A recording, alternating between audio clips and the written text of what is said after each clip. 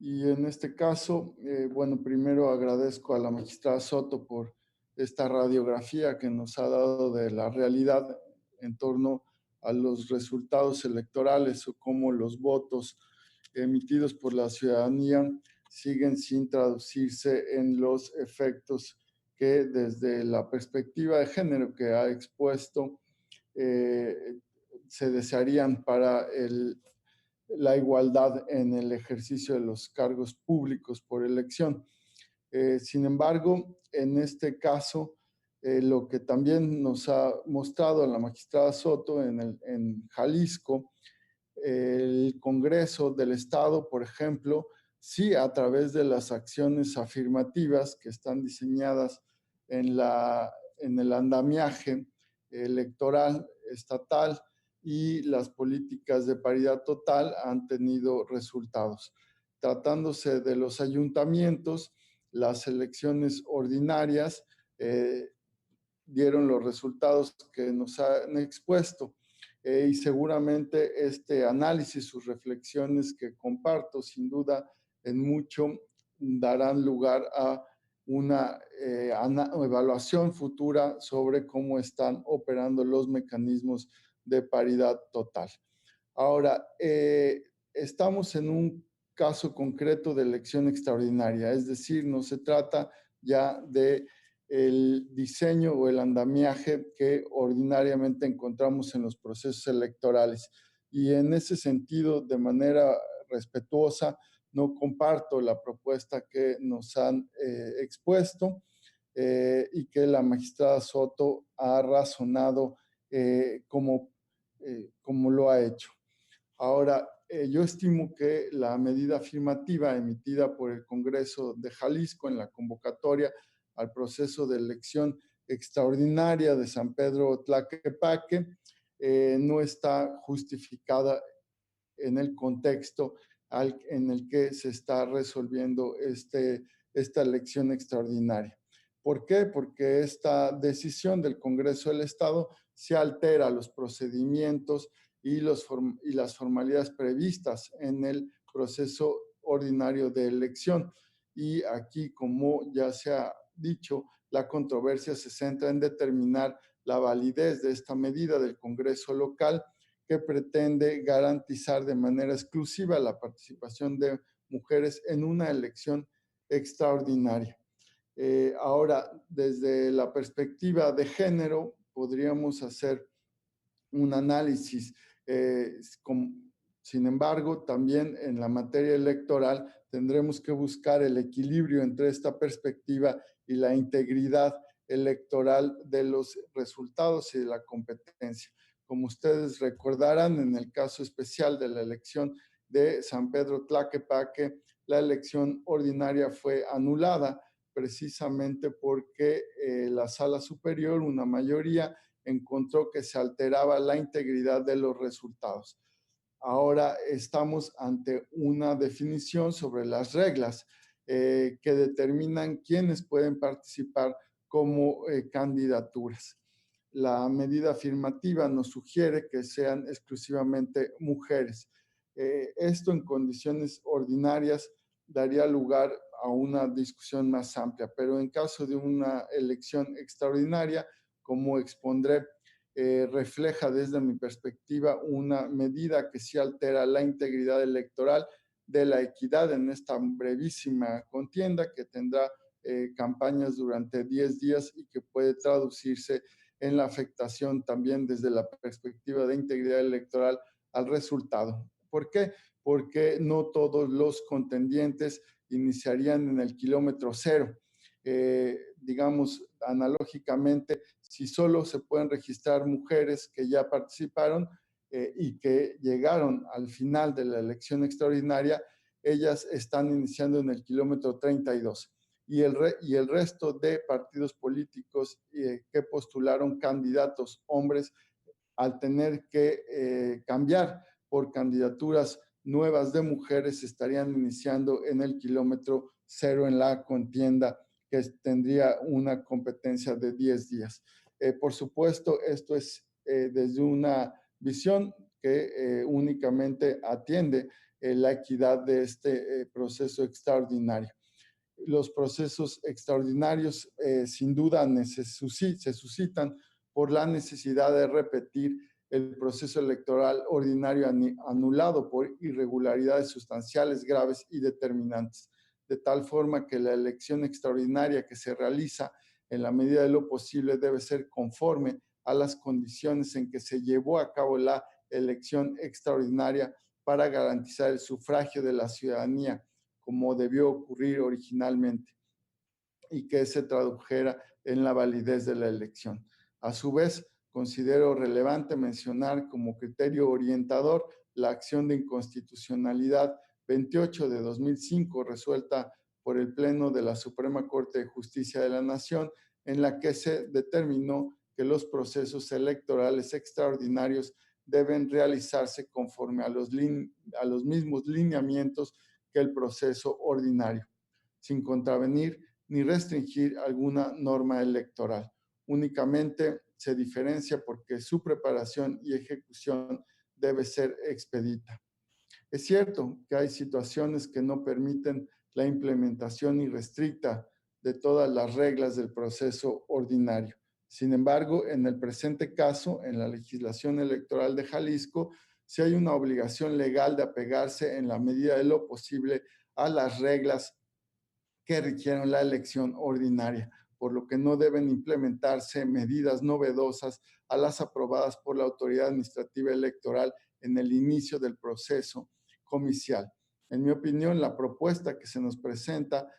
parte de la premisa de que en las elecciones extraordinarias en Jalisco se permite la postulación de candidaturas de un género por no existir una disposición que impida la sustitución de candidaturas y además se razona todas aquellas características contextuales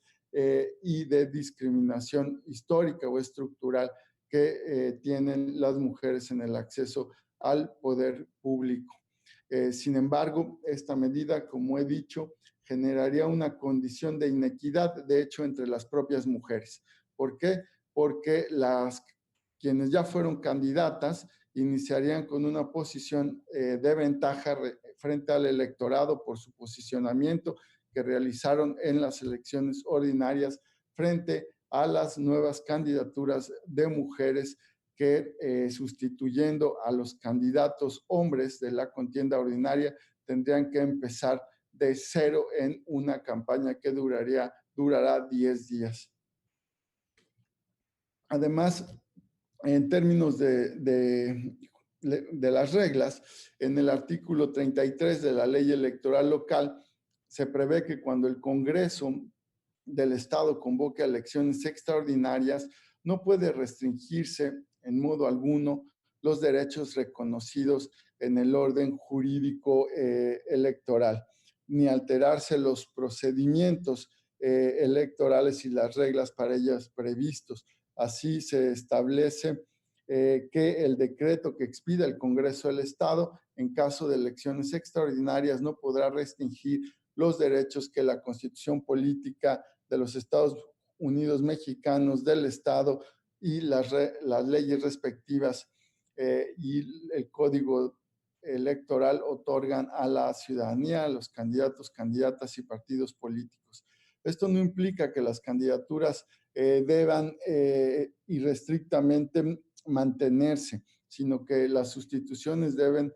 originarse solamente por cuestiones derivadas de la propia contienda electoral, es decir, acciones afirmativas previamente implementadas o por la estrategia política de cada partido o inclusive porque es la consecuencia jurídica cuando se anula una elección atribuida a la conducta del candidato. Al implementar medidas que discrecionalmente modifican las condiciones de participación, podrían generarse situaciones irregulares que afectan el resultado de los procesos electorales extraordinarios, porque no es un proceso independiente al ordinario. Si bien no hay una reglamentación específica que defina que deben postularse exactamente las mismas candidaturas que en el ordinario, las medidas que se emiten para regular los procesos extraordinarios deben atender a este orden jurídico que busca prevalecer las normas y las reglas con las que se contendió en la elección previa y que no se limiten los derechos de los contendientes. Las medidas deben darse a conocer generalmente de manera previa, clara y segura con antelación a los procesos comiciales para que se garanticen las condiciones de integridad electoral y que los resultados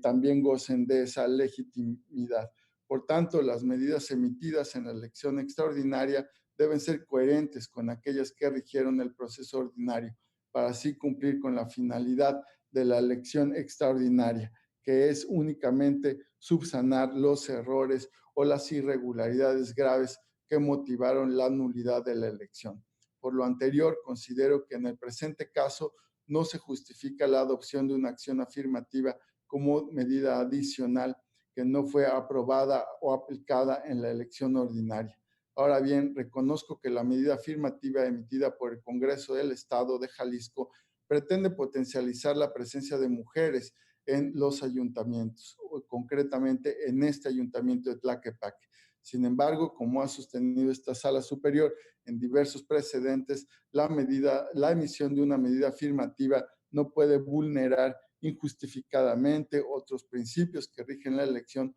o los derechos de quienes participan, sino que debe procurarse una armonización. La instrumentación de la medida bajo estudio, si bien puede ser muy plausible en otras condiciones, no puede implementarse en una transgresión a otras normas de orden público. En efecto, a partir de la paridad en todo, como nuevo marco constitucional, si bien es cierto que no existe un impedimento para emitir una convocatoria exclusiva para mujeres para la designación de la titularidad del Ayuntamiento de San Pedro Tlaquepaque, estas consideraciones debieron realizarse, en su caso, en el proceso electoral ordinario. Y en el proceso electoral ordinario para renovar ayuntamientos en Jalisco, se establecieron o rigieron ciertas acciones para la postulación de candidaturas para garantizar el principio de paridad en todo, como es la paridad horizontal, vertical y transversal, a efecto de que en caso de elecciones extraordinarias, las candidaturas debían ser del mismo género que el proceso ordinario. Lo anterior lo digo retomando lo previsto en el artículo 283 del reglamento de elecciones, que prevé las reglas a fin de garantizar el principio de paridad en elecciones extraordinarias para las postulaciones cuando los partidos políticos modifican la forma en la cual participaron en el proceso ordinario, es decir, si deciden coaligarse o participar de forma individual. Las disposiciones emitidas por el INE en ejercicio de su facultad de organizar procesos electorales son de observancia general para todas las autoridades con facultades que incidan en el proceso electoral. Por ello, la convocatoria impugnada debía atenerse a la reglamentación emitida por esta autoridad. La acción afirmativa emitida por el Congreso del Estado de Jalisco fue destinada a la postulación de candidaturas exclusivas de un solo género. No obstante que la normativa aplicable es clara al establecer que en comicios extraordinarios deben respetarse los derechos, tanto de los partidos políticos como de las candidaturas que participaron. Derechos otorgados por la normatividad aplicable, entre los que se encuentra desde luego el género de las candidaturas postuladas en el proceso ordinario. La la justificación que dio el Congreso local para implementar la acción afirmativa ahora impugnada es insuficiente para desplazar esas reglas, esos principios, esos derechos en un caso extraordinario.